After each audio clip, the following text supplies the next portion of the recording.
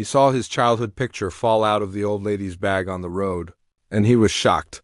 He had thousands of thoughts in his mind, but he ignored them all. His first priority was to save the old woman. James Carter was a self-made millionaire. Mansions, cars, companies, respect. To the world, he had it all. But deep inside, he often felt something was missing, though he never said it out loud. One cold evening, while driving home through the busy city, on the side of the road, an old woman had collapsed. People walked past, some stared, but no one stopped. James pulled over immediately. As he rushed toward her, a torn handbag lay beside her. From it, a small, worn photograph slipped out and fell onto the road. James bent down to pick it up just for a second, and his heart stopped. It was him. A boy with messy hair, a missing tooth, and an oversized shirt. His own childhood picture.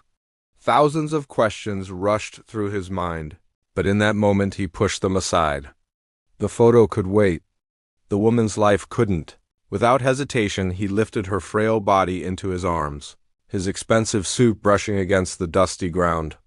He placed her gently inside his car and sped toward the nearest hospital. At the hospital, doctors carried her inside. James paced the hallway, his chest heavy. Why would this stranger have his childhood photo? A nurse finally came out. She fainted from weakness and hunger. She'd be fine with rest and food. Relief washed over him.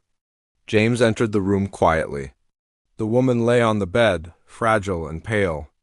The photograph trembled in his hands as he stepped closer. When she opened her eyes and saw him holding it, panic flashed in her gaze.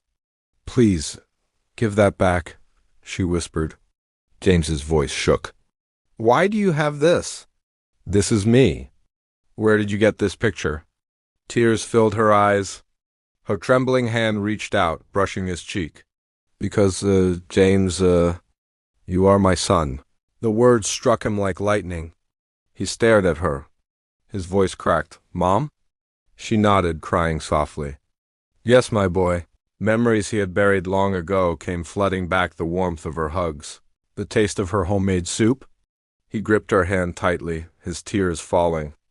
"All these years, I thought I had no one. I thought I lost you forever." Her voice trembled. "I had nothing after your father died. I sent you the relatives so you could survive. By the time I tried to find you, you had already gone far away. And when I learned of your success, I didn't want to shame you with my poverty. All I had left was this picture and my prayers." James broke down. "Forgive me, Mom. Forgive me for not searching harder." She cupped his face gently. "No, son, you lived. That's all I ever wanted." James stayed by her side the whole night. He fed her soup, adjusted her blanket, and held her hand. When she was discharged, he brought her to his mansion. She looked overwhelmed by the grand halls and shining chandeliers, but James smiled warmly. "This is your home now, Mom. You'll never be alone again." From then on, every evening they sat together, sharing stories and memories.